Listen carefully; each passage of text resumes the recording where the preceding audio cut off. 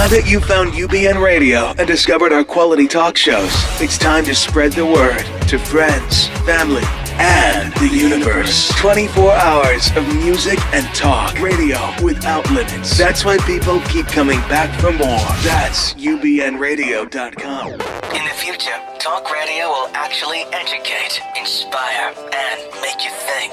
The future is now. Topics and music that affect your life from Universal Broadcasting Network. Tune in at ubnradio.com. Welcome to Both Sides Now, featuring the unconventional duo, Dr. Shirley and medium Kellee White.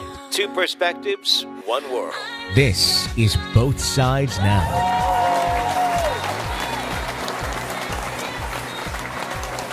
Good afternoon, everybody. Welcome to Both Sides Now. I'm Dr. Shirley. And I'm medium, Kellee White. And we've got John, our extremely lovely and reliable engineer. Oh, thank you, ladies. Who's always Happy a to step be ahead here. of us. I'm like, John, can you put... I already have it up there. So today we are going to talk about grief and grieving. So actually, let me start at the beginning of the show to let everyone know if you want to call in. We are taking call-ins today, correct? Yeah. What's the number, John, that It they can is call in? 323-284-7826. That's 7UBN. Okay, so 323 284 284 7826. 7826. Okay. Yeah. Kelly, what can you tell us about the planets? Oh, This we week. should We really start definitely there before want we to get know into grief, exactly. 'cause Yeah, there would be a lot I of just wanted grief. people to, if they wanted to call in, to get ready to do that. But I want to gosh. hear about the planets. Is it over? Is it almost over? No. What the hell? No. We still have 4 retrograde planets. So we have Mercury retrograde, which Oh, is everybody is God. feeling, lights go out. Do you know how many sirens I heard yesterday? And I thought of you because my friend was going, I can't believe how many sirens today. And I said, well, did I tell you that 4 planets were in retrograde? and Kelly says that. Absolutely. And Mercury goes direct on the 18th. So And today Okay. is the 15th, right? Today's the 15th. Oh, in 3 days. So, Okay. yeah, so that would put it at Wednesday. Yeah. And that means that day things actually will probably be even as uncomfortable because when a planet is stationary to turn direct, it also takes a lot of energy, and that is not such a great day either. So I would say by Friday things should be better as far as Mercury, but that leaves us still Mars retrograde, Saturn retrograde, and Pluto retrograde. So as far as taking an airplane, because I'm flying out Thursday night. Good luck with that. Oh, But I would- great. Well, I would say possibly expect delays. Oh, okay. Those kind of things. That I can deal and with. also watch tempers because with Mars retrograde, people flare up. They get angry easily. So Okay. watch those Okay. kind of things. In other words, don't participate as you see people getting Right. pissed Well, off. They you have know to what I wait found and this out? and that. Is if you stay neutral, Yeah. the person who's pissed off has nowhere to go but down. It's only when you fuel the fire, even if it's just with sarcasm or something like that. If you fuel it, you go up and you start, But if you stay neutral, which is not easy to do, No, it's not. there's no other. It might take a little while, but there's no other place to go but down. It works beautifully almost every time. Absolutely. Yeah.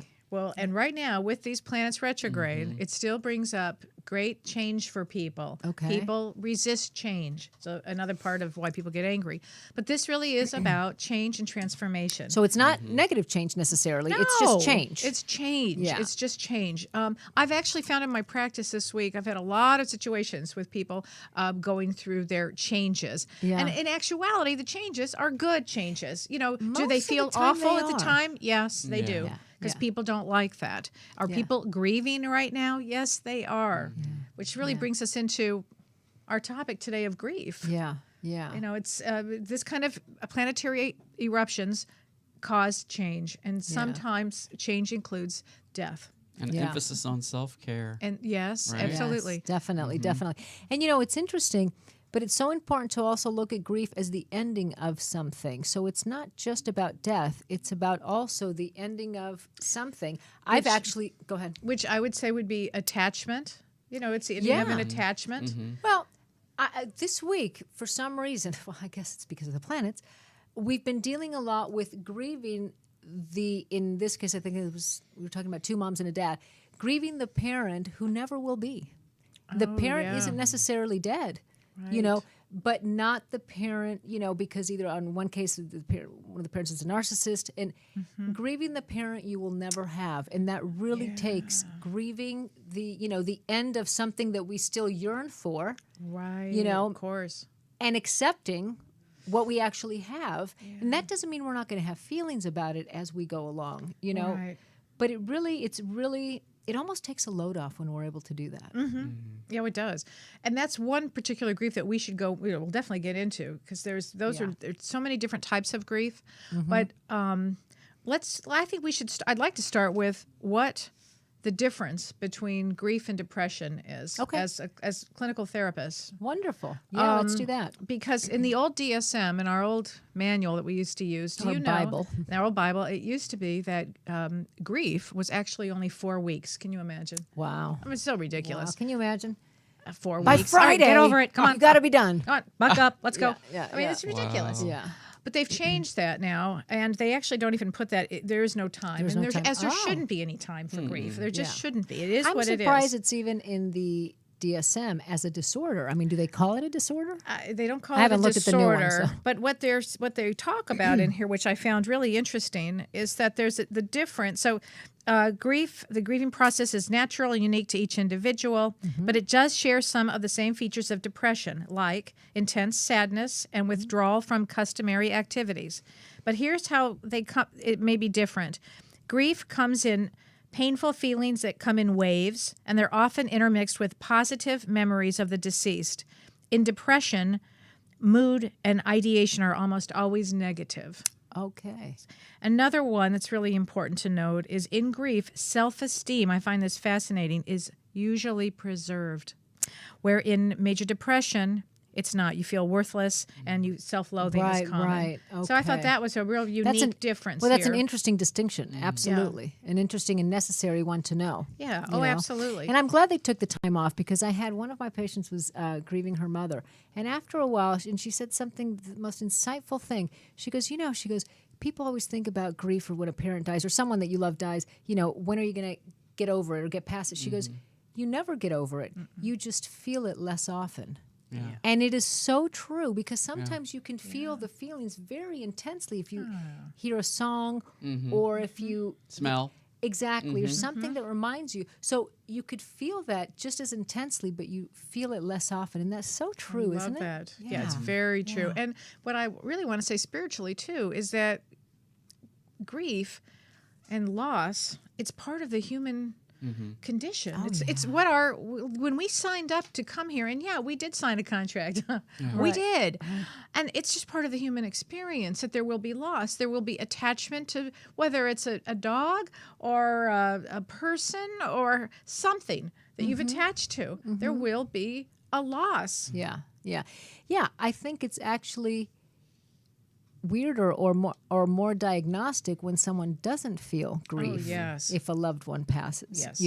Or if they lose someone or something. I just found a quote that says, grief isn't just a consequence of loss to death. It is a consequence of loss under any circumstance. Absolutely. The breakup of a relationship, even if it's the best thing for you, there's still, you weren't with someone who was never good to you or who was never kind and nice. So you grieve the loss of that.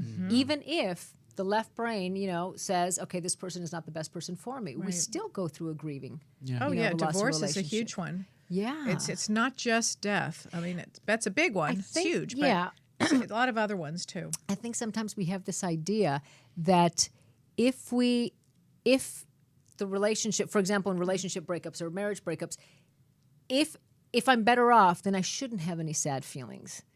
And it's so important to know that you have both, because you are grieving some of the good parts about it. Oh, absolutely, you do. Yeah. I mean, really, it's all attachment of any kind is a risk. Absolutely. It just is. It's a risk we take when we decide to incarnate. Right. And even the losses, that of your old self versus who you are today. That was a big one for me. That was a big one when I had a head injury, my traumatic brain injury. And in fact, I did my thesis on that, which was on the loss of sense of self.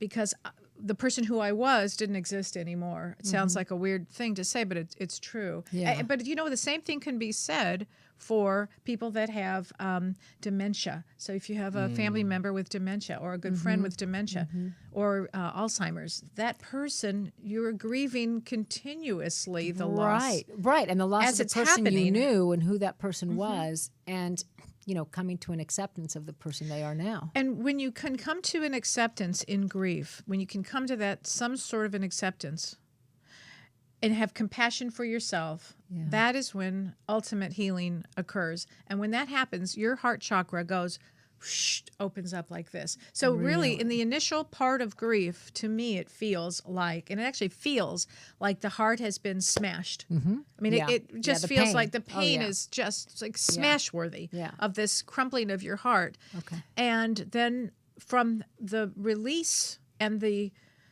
nurturing of yourself, and we'll talk about that, how to nurture yourself during grief, Right. during these things. The other side of it is of your heart gets full again, but it comes in with such a way that it is you learn so much from this. Oh yeah, and I mean, I've even heard people say, as we tune into the body, when they're working through it, that they feel that expansion again, as you're saying. Once the acceptance is there, you do feel like an expansion. Oh, you do feel that expansion. I think we have someone on the phone, John. You're do. telling me, so let's do Yes. that, and then we'll continue talking about Okay. grief. Who's on the phone? 404, you're on the air. Hello? Hello. Yes, I have a question about Okay. will I ever find true love?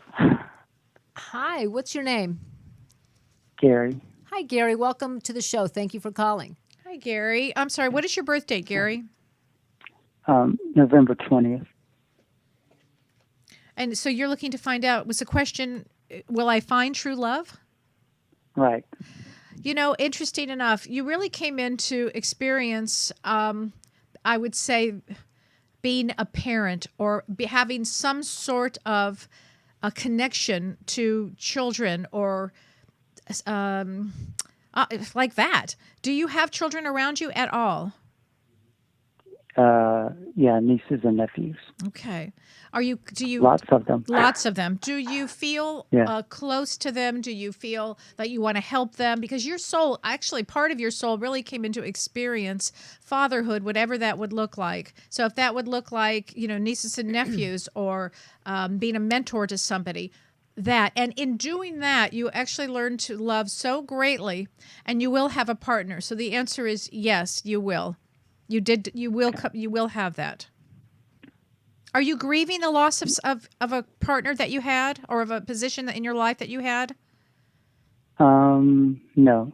Okay. Because I've met somebody and I'm just wondering if they're the right person. Did you meet this person in the last, during this planetary upheaval? I think back in August. Oh, okay. That's safe then. It's safe to say that you can proceed. Okay. Yeah, it looks good to me. Thank you. That's all I needed to know. Good. All right. Thank you for Thanks calling. for calling. Okay. Bye. Bye-bye. It's so funny because people keep asking me, should I meet somebody now? Well, if you do meet somebody, it's going to be a karmic situation. Okay. Oh, for sure. So last August, much better. And karmic painful. situation not necessarily good, or without its troubles. Without its again, work, or it would be more work. Yeah. But it's really, why did our souls come in? To work, to Right. grow, to expand. People Yeah. get upset over that, but it really is why we're here. yeah. So, going back to grieving of your old self, that happened to me. How did it happen to you? Well, it's a funny story, Kel. Oh, well, please share. Share. I had a hysterectomy, so you hit menopause like a brick wall. And How old were you? Oh gosh, that was in 2011. Oh, wow. So it was about 6 years ago. Yeah. So you gain a lot. I did not know that with the lack of estrogen. Mm-hmm. So I gained 20 pounds. And when your mind hasn't matched what's really going on. Yeah. So it was Christmas time, and I went over to one of the department stores to buy some gifts and stuff like that. And I saw, this is a cute shirt, small, because that's what I always wore. And went into the bathroom, and nothing fit. And it was like a Lifetime movie. I literally lost it inside the dressing room of, I think, Nordstrom's or whatever it was. And when you throw yourself against the wall and you're sliding, because it's so painful. And I had a lifetime moment, and it was grieving like my old, who I was and my old self, and really coming to terms with, okay, this is who I am now. And that doesn't mean I let myself go and, I still work on, but everything that I used to do, like maybe fasting for one day would take off the weight like this, didn't work. Nothing was working of what I did before. And that was the hardest part, because I knew how to, and nothing was working. So it was really kind of grieving the old me and accepting, okay, this is now going to look different. You're going to have to do different things to keep yourself within, the range of a weight that you want to be, or something like that. Your new normal. My new, exactly. It was grieving my old normal and accepting my new normal. I love how you put it like that. And accepting it's the life that we have waiting for us. It's not easy. Joseph It's not Campbell. easy. Yeah. No, it's not easy at all. Even as we get older and that extra wrinkle, and granted we have Botox, and I'm not against that, and stuff, but nonetheless, it's still, I look at stuff in my closet and I'd say, okay, at 50, I can't wear this anymore. So it's grieving the old Well, some normal. people do that. I haven't had a chance to grieve any of that. I just keep going. I don't know why, but for some reason that part none of that bothers So you just kind of me. accept whatever Absolutely. whatever the new day just- brings. Yes, because and I'm enjoying life so much more now that I don't even think like that anymore. I know I used to back in the day. I'm sure I would have thought that way, but I don't anymore, which is ironic. Yeah. No, It's for me it was a interesting. very kind of, it became a very conscious process because it hit me like a ton of bricks. Yeah. Oh yeah, and it does a lot of people. Oh, I can That's a totally big relate. one. I Can can you totally relate relate. to I that know one? you might laugh, but seriously, I always used to be 140, 145, and now I'm 160, 175, right around there. And it's a huge adjustment for me because I've been on the scale and it's ever been anything over 140, 145. And I'm having to get new pants. I'm having to get new shirts. I'm having to get everything. It's new. Right. And I'm like, is this always going to be this way now that I hit 40? I'm like, I don't know. Well, people, everyone says it becomes harder. Yeah. The old tricks that I used to use aren't working. So it was a very cognizant process, and not an easy one, to say, okay, this is who I am today. I can either fight against it every day and be, upset and angry about it, or I can accept it, but working through the emotions that brings up, because it does bring up emotions. It does. Well, James Van Praagh has a great quote, and he says, "It is through our losses, and that would be one of the loss or death or whatever the loss is. It is through our losses that we can transform ourselves and find new meaning in life." Yeah.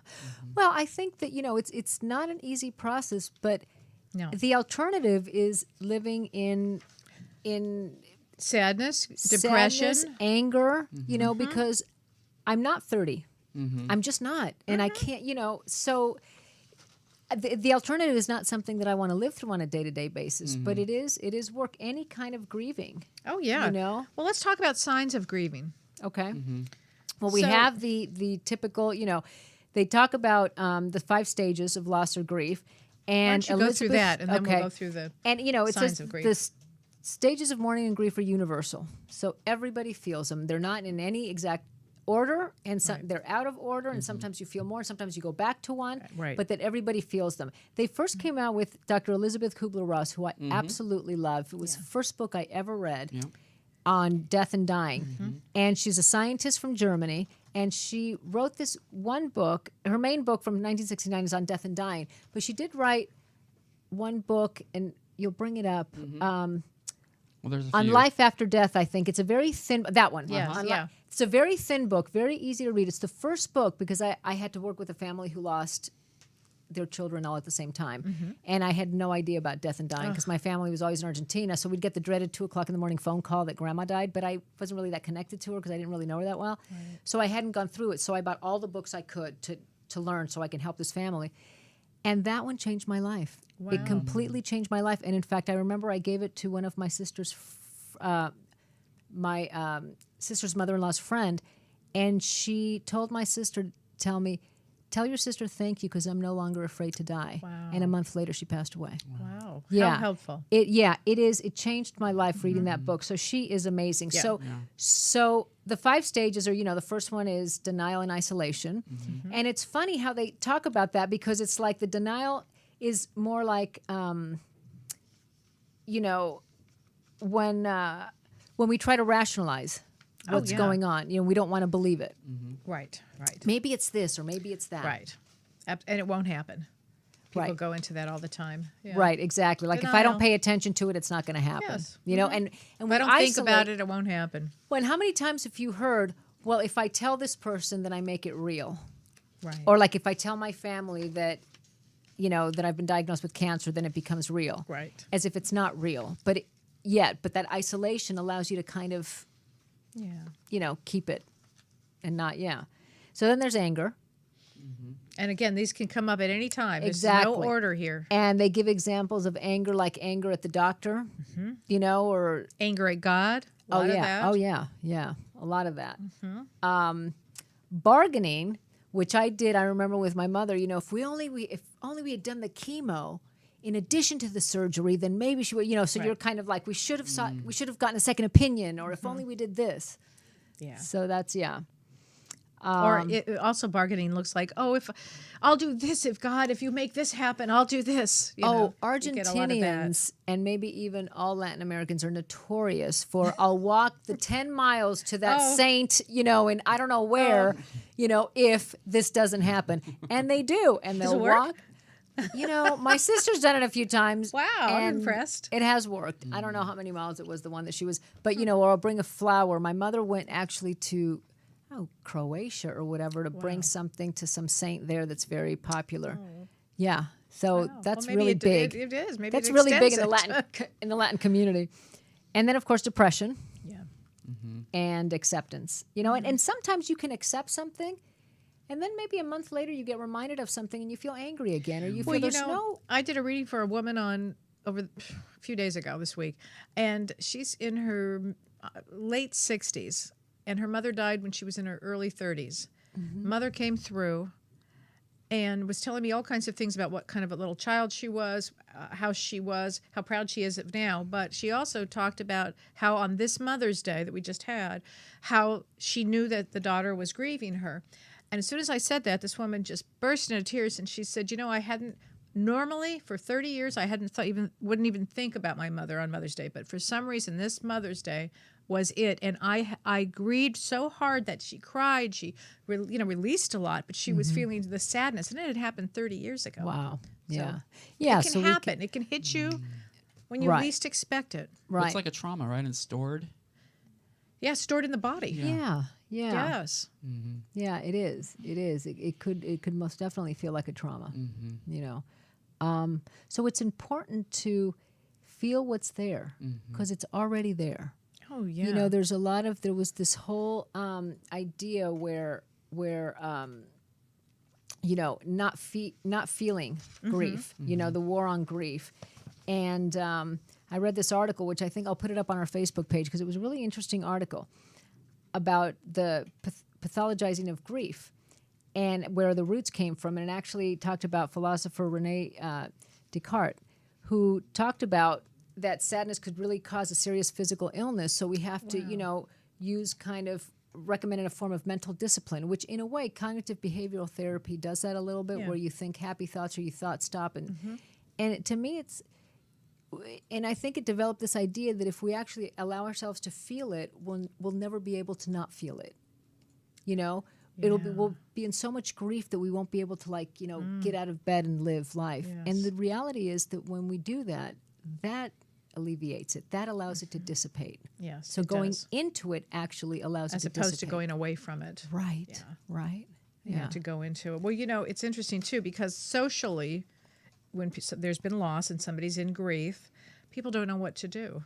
They don't know what to do for the other person. Yeah. They don't have a clue. So they don't know what to say to them anymore, you know. And the one thing that I've noticed that you can say is, you know, tell me about the person. They want to talk about it. Right. They don't want it to be like, oh, we don't mention that. You know, don't mention that one. We have this idea that if we don't mention it, maybe the person isn't thinking about it and they'll forget about it. And it's so on silly. that person is thinking about it, you know, 24 hours a day, every second. Yeah. You know, I've known people that have had grief that for, 4 years later are still thinking about it. Maybe not every second of the day, maybe once an hour, maybe once every 2 hours, but it's still present. Yeah. You know, sometimes they move on and maybe a whole day goes by. Right.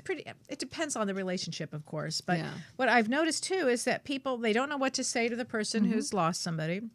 Then that person also that has had the grief, Their mind is very foggy. They can't think clearly.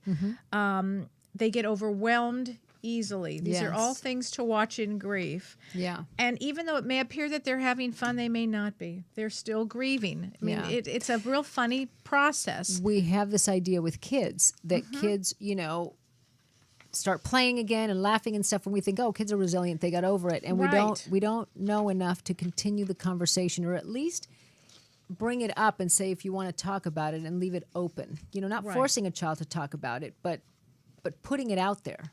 Yes. And not just ignoring it. Oh no, you can't. Especially with children. And with children, they'll often get angry. Yeah. They'll get angry. Yeah. What advice would you give, or what tools for if someone is dealing with a grief? child? Oh, with a child? Yeah. With grief. Really pay attention to them, talk to them. If they like animals, bring them an animal or a doll or something, a puppet, something to maybe help them express what they're feeling. That's often used with children and grief. Puppets work really well. Puppets do or really well. Dolls, tell me a story about this doll family, and whatever they're feeling will come out in the story they tell. They did. I had a child just recently that's grieving over something, over a loss, and I brought out a unicorn. I saw it at a store, and I just bought this unicorn, and I said, before we even started, I brought this in, and I said to her, okay, look, I just got this unicorn. I need you to do me a favor. Okay. Would you, and this poor gal's really been through the ringer, this little 8-year-old. And I said, would you just please give it a name? Can you think of a name? And she said, I said, what's his name? She said, Mr. Foggy Pants. Mr. Foggy Pants. It was so sweet. I said, all right. So I wrote that name down so I wouldn't forget. Every time she comes in, here's Mr. Foggy Pants. Oh, that is so How's Mr. Foggy cute. Pants feeling today? And she said, sad. Yeah, exactly. So it really does help with children. It does help It does. so much. And animals. Let's talk about this too. Animals, the loss of animals. Yeah. That's a huge one. I still cry, and I don't know if grieving is the right word, but I still cry a lot when I think about the loss of my dog. You know, I just get so sad. I would Then think I that pull would be up. grieving, wouldn't it?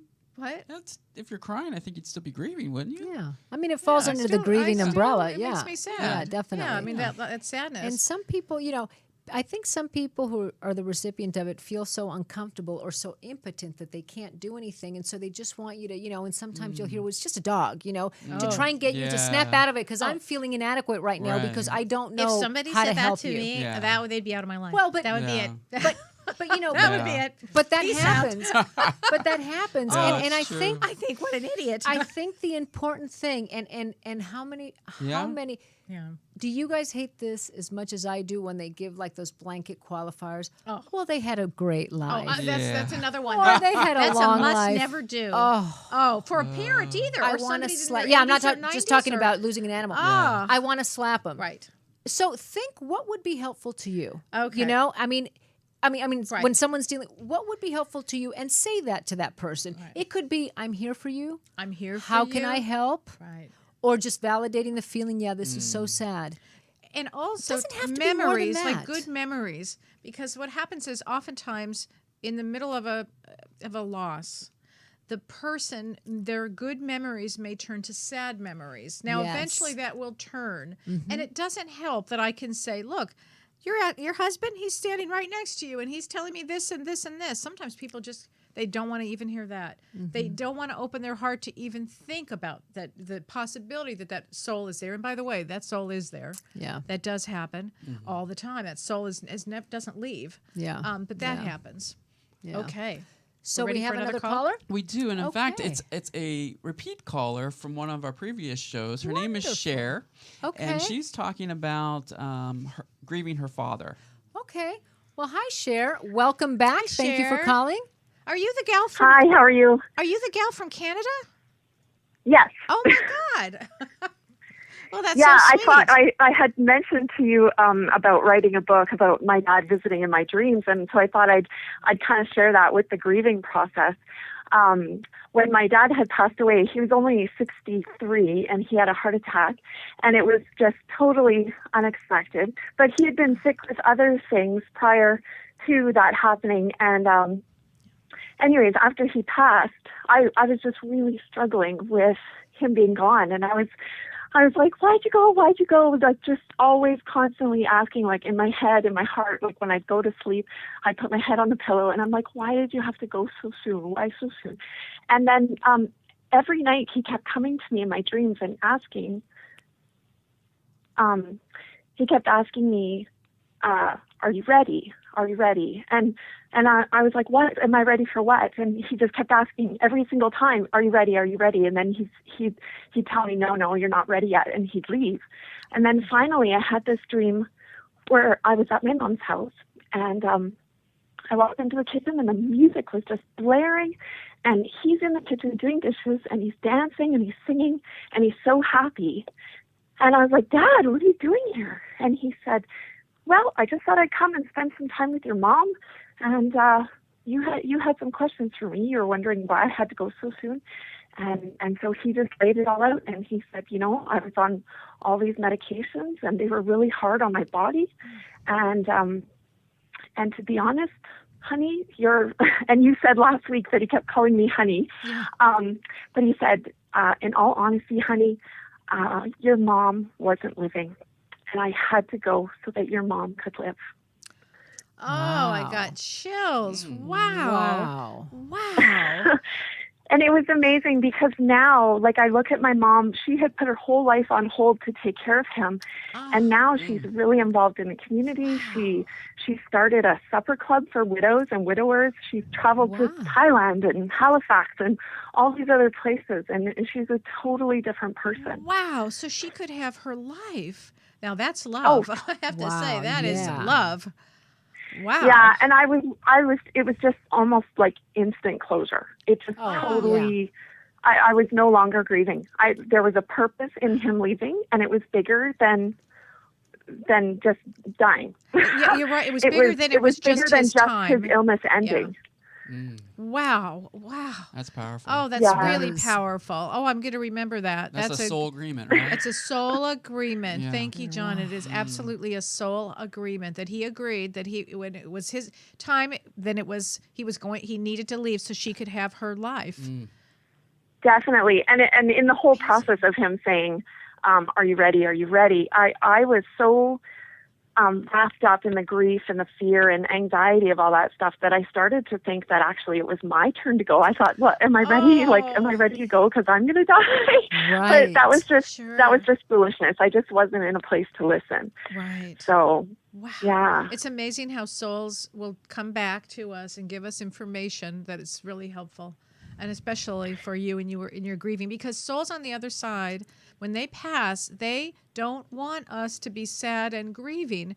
I mean, they understand the process. They were here, but they're doing so well. They just want to figure out a way to help us on this side so we can release. Just release. It doesn't mean we let go forever. And it was great for my mom, too, to tell her, like to give my mom closure as well, to share my dream with her. Wow. And it was interesting because shortly after that, she went to Thailand with her siblings. And she kind of felt sad on the holiday at times because, they were all there with their husbands and wives, and she was there kind of solo.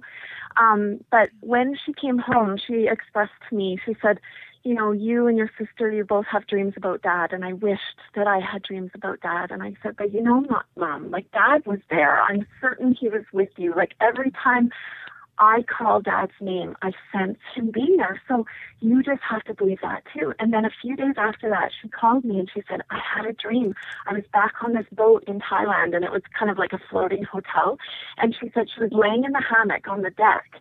And then all of a sudden she heard my dad calling her name, and she lifted up her hat off her head and sat up in the hammock. And he came around the corner of her floating kind of cabana hotel room.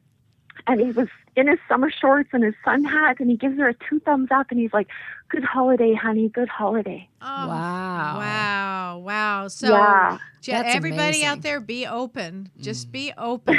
Wow. Yeah, that's a great story. That's fantastic. Thank you for sharing that. Thank you so much for calling and sharing and taking the time to do that. That's just beautiful. Beautiful story. You're welcome. Thank you. Wow. Thanks, honey. Thanks, honey. Your dad loves you. I just came out. Thanks, honey. Thank you, Cher. Bye-bye. Wow. Wow, what a great story. What a great story, yeah. Gosh.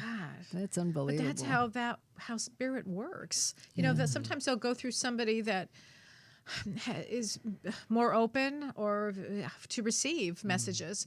And then eventually, because I have this from people all the time. Well, how come you receive it and I don't receive it? And just keep your heart open. That's all. And all it takes is just keep your damn heart open. And they're most likely to come to you in your dreams when you're not Yes. open, right? Because Yes. you are more open while you're dreaming, right? Right, because your left brain is asleep. So they come to you in a subconscious state, and it's just And that way they don't startle you. And, doesn't startle you. But I will tell you that what happens often to me in the middle of the night, and maybe it's happened to you guys and to other listeners out there, but I'll hear from a soul on the other side who's passed over my name really loudly to wake me up. And it's just a Kellee, like a booming, and I'm Oh, boy. wakes. Yeah, it happens. That scared the shit out of me. Really? And I'm so used to it, it doesn't even affect me anymore. But it happens. It's happened many. So My then cat wait. will have the power to do that. Oh. So that'll So wake you me can up. definitely wake up. it happens. So, but wait a minute. So then you wake up and it's what, to remember what you just dreamed because there was a message in it, or what's the purpose of that? Or it could be that they're just saying. Are they just hello. funny folks? Yeah, they're just trying to get my attention.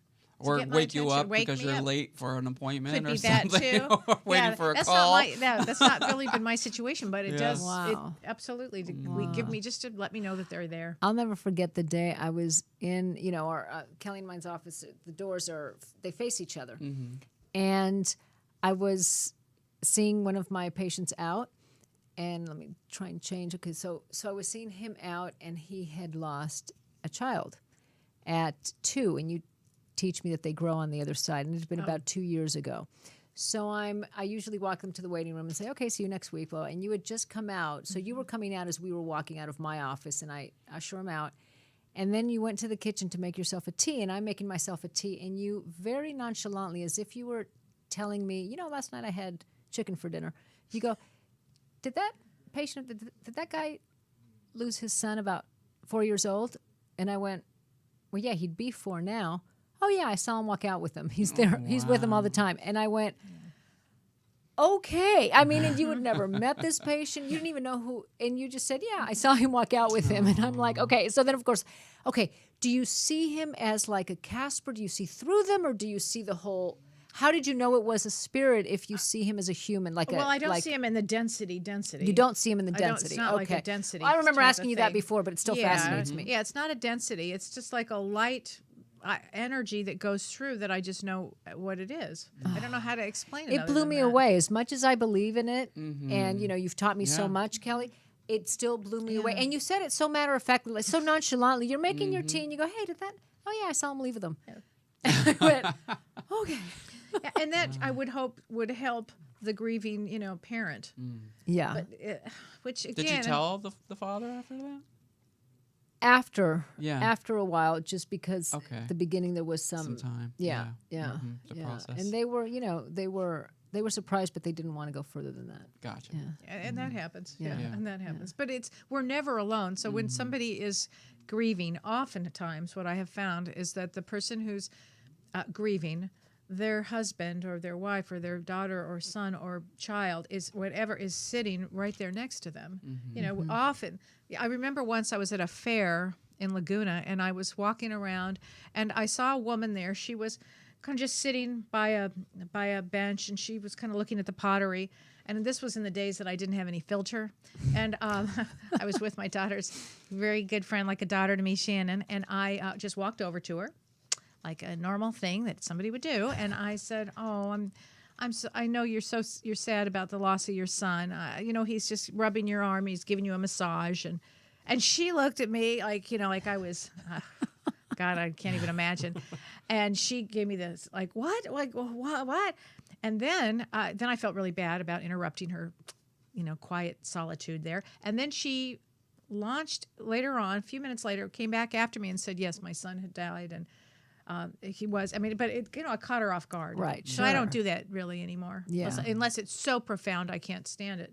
If it's right smack there, and they're screaming, say something, then I would do. Do you get that sometimes, like out to dinner or something? Oh, absolutely. Yeah. Don and I were at a dinner once with some of his friends, and I didn't know the backstory because I was fairly new in the situation with these people, and their daughter had died, and the parents were in grief, and she came right through me. In fact, came right into the bathroom with me.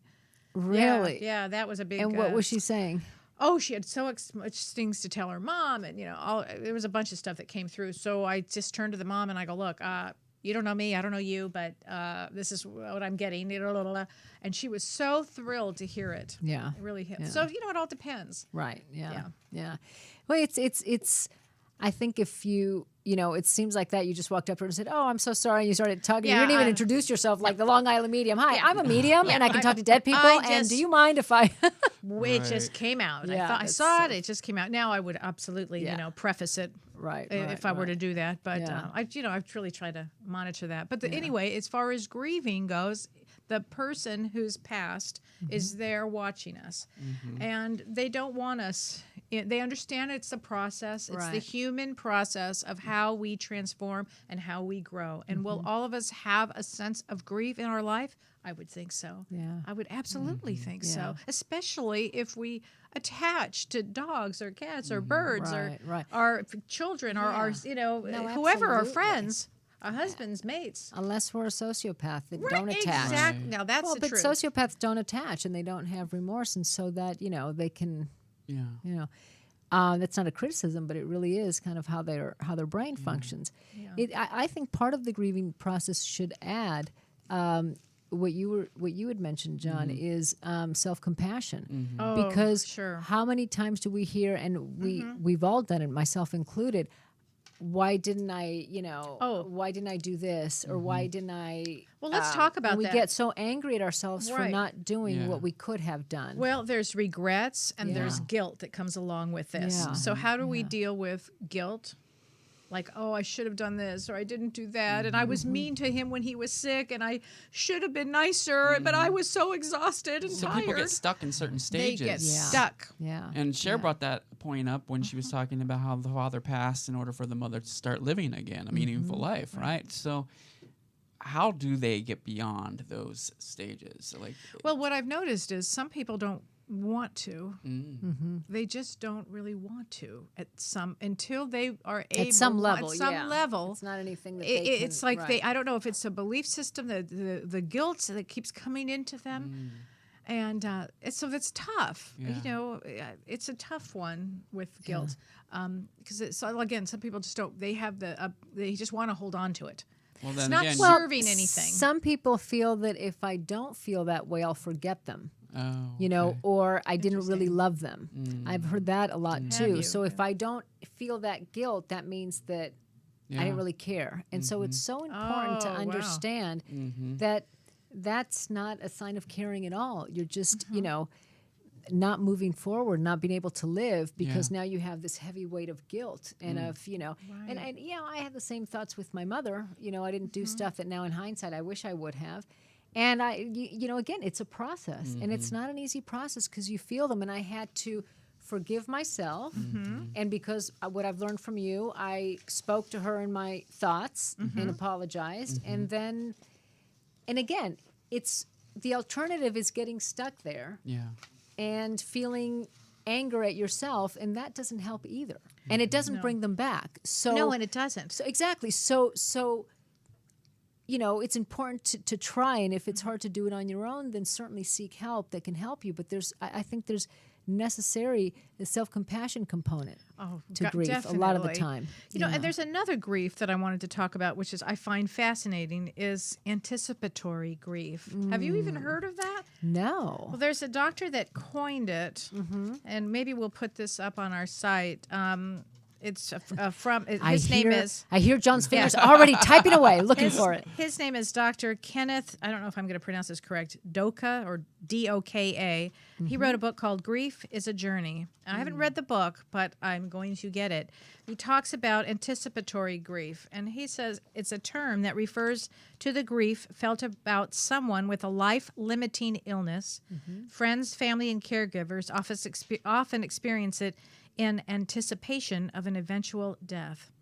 And, I think that pertains to a lot of people that are helping or working with their ill parents, perhaps, or children, or even animals. Again, it's the idea that that at some point this is going to end. Right, right. You know, and you're anticipating that. Well, and how do you not do that with still provide the loving care and deal with your own issues of the loss that will happen?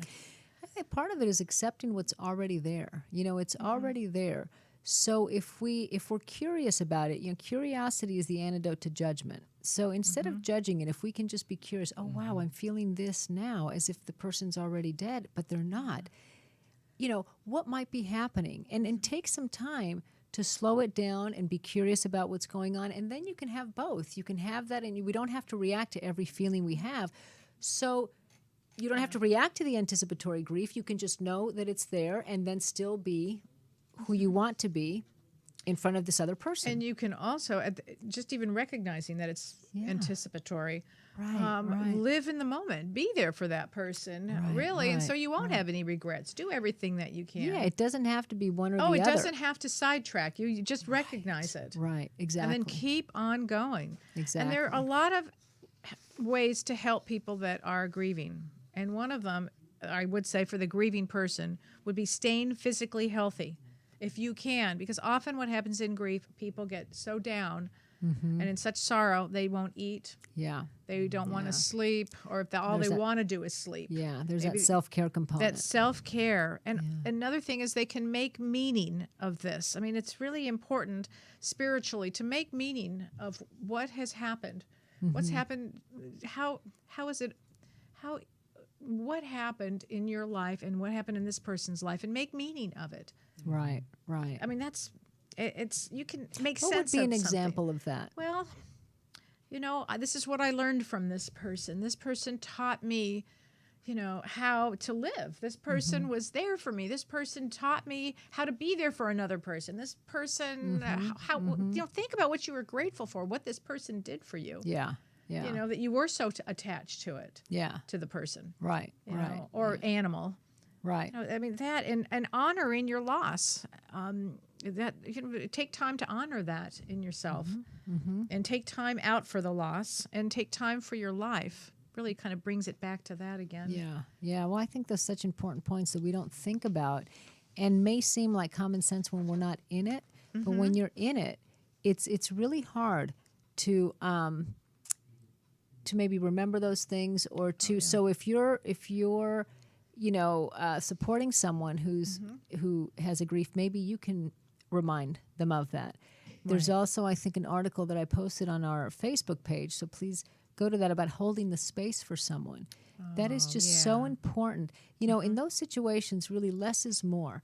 If I can just sit here with you and hold that space meaning that they can feel like they can just feel whatever, and you're kind of holding the reins. It's, of course, a metaphoric or energetic holding of the space. And along with that, with exactly what you're saying is, and I'll add to what you had said earlier, is don't judge. Yeah. Don't judge your feelings, and as you're holding the space, the space holder, no judgment there. You're just holding the space. Yeah, just being, you know, notice it with curiosity, but that is so important. It's a little bit more than being there, because holding the space can be completely silent. We don't have to say anything. We don't have to. We can just let the person know, I'm here, and just sit. Just sit. Yeah, yeah. We don't think about that. There's some people, even I, you know, when we go to a funeral, what do I say? You're just so, what do I say? And so that's when you say those kind of, you know, blanket statements, which drive me crazy. I usually don't. I usually go, oh, your father was so great. He was wearing this suit, and you he give had the this message, tie, right? and da-da-da-da. Right, They love me at funerals. I bet. Yeah. Oh, Kellee, please come on over. Right. But I've learned that less is more. I just go, I'm so sorry. And I can just sit there and kind of be with them. Yeah. And it took a while to kind of feel comfortable with that, because you feel like you have to do something. I don't know if we're programmed that way or what happens. But less is more. Less is more. Yeah. Don always says that in music, less is more. Yeah. But it's true, less is more. And just being there with an open heart, loving, having loving thoughts, all of that's really, you know, key. And of course, there are people that are grieving. There are groups, if you would be so inclined. Yeah. It's for some people, it's really important to feel the support of other people, either going exactly through it at the moment or who have gone through it, because there is a different level of understanding. There is. Now, one of the first things, though, that happens, too, is that the people that have had the loss, they isolate. Yeah. Yeah. I remember saying to somebody, "Oh, I think you should go to this group for widowers and widows," and she said, "No, I'm not leaving this house." Yeah. She didn't for about a year. Wow. Yeah, Wow. truly. Except at one point to go get her hair done. Yeah. Well, that's a good sign. Yeah, I get that. That's a good sign. I thought that was good. I thought actually that was really healthy. Yeah, exactly. Very healthy. You can try it out. Yeah. If it's not for you or if it's too soon, then you don't have to go. But it's important to try it out because sometimes, and I hear this a lot, that it was so helpful. I'm so glad I tried it out, even though I was really, against it initially. Right. Yeah. There's something about feeling that support of, people who've gone through it that can be really helpful. And some people, they don't want that, and that's okay too. And that's okay. Yeah, whatever is comfortable for you. So I'm glad we talked about this, and difficult and sometimes uncomfortable. It is, and we'll put some important things on our Facebook. Yeah, we'll put some articles to have more information. Oh, and what I did want to mention is James wrote a great book, too, James Van Prague wrote a great book on, let me find it, on grief. He wrote a couple of them. Where did I put it? He wrote a great one called Children Are From Heaven or something. That's a great one. Growing Up in Heaven. Growing Up That's in a Heaven. great one Which for people is who have Healing lost Grief children. is the other Healing one, right? Grief, Yeah. Reclaiming Life After Any Loss. And then he and Doreen Virtue wrote a book, How to Heal a Grieving Heart. So those are really... Oh, and I would also say this. David Kessler, if you don't know who he is, we'll have to have him on our show. He has grief.com. He worked alongside with Dr. Elizabeth Kubler-Ross. Kubler-Ross. Yeah, I've been to some of his I have too, and conferences. he really does a great job with the grieving process and grief. And if you go to grief.com, they have a tremendous amount of support. Right. There. Yeah. It's important to not isolate and go out there. Even if it's just you and the internet and reading things and reading articles, I think that's important. In fact, you don't even have to go out anymore. You can download a book. I know, They right? make it real easy to isolate. Yeah. Well, thank you, everyone, for listening. We appreciate it. We hope that we've helped you out just a little bit with tips or tools or anything you need. And, of course, as always, if you have any questions, please ask us on Facebook. At Both Sides Now At Both TV. Sides Now TV. Also And Twitter. We do have a quick call. Let's go ahead and take that. Okay. All right. Okay. Caller. Hi, you're on the air. Can I have your name and where you're calling from? Yes, please? hi. Hi. Mindy, I'm calling from New York. Okay, what is your name?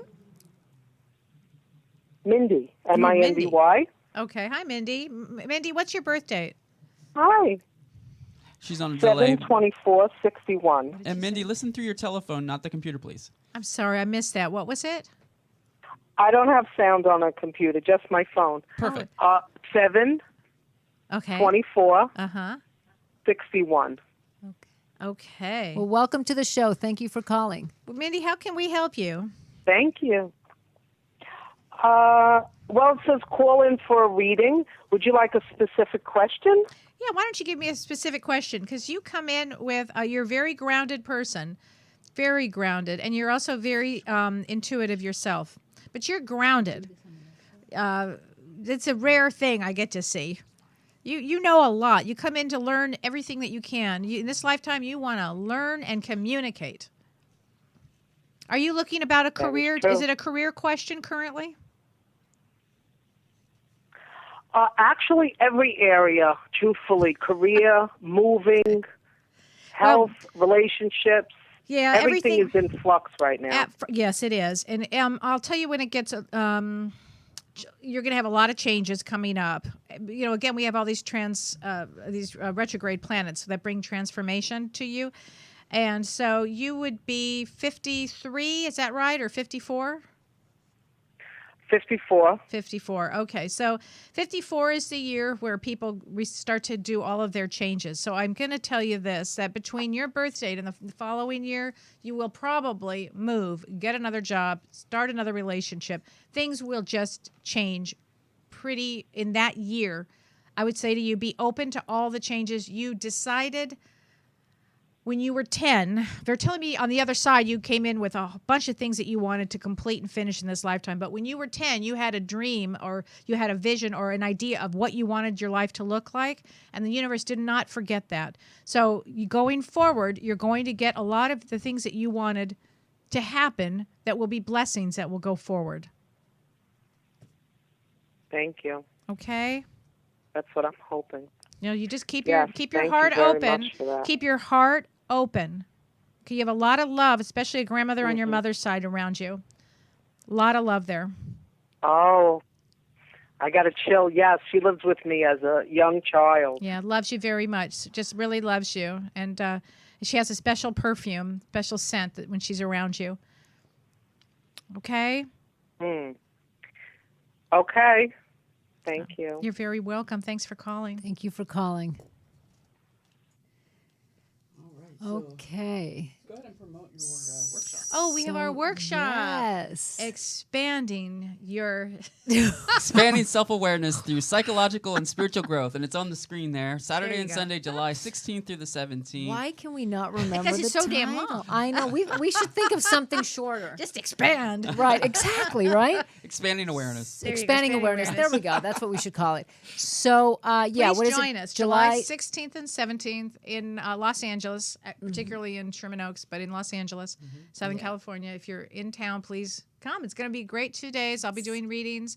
We'll be talking about attachment. Yeah, well, it'll be a lot of fun, a of lot of growth. transformation, a lot of transformation. And you get tickets on eventbrite.com. Eventbrite, just look up Expanding Self-Awareness with Shirley and Kellee. Yay. And you'll be there too, John, I right? will. I'm Yay. really looking forward to it. Wonderful. Well, thank you for watching. Thank you. And have a wonderful afternoon. Bye-bye.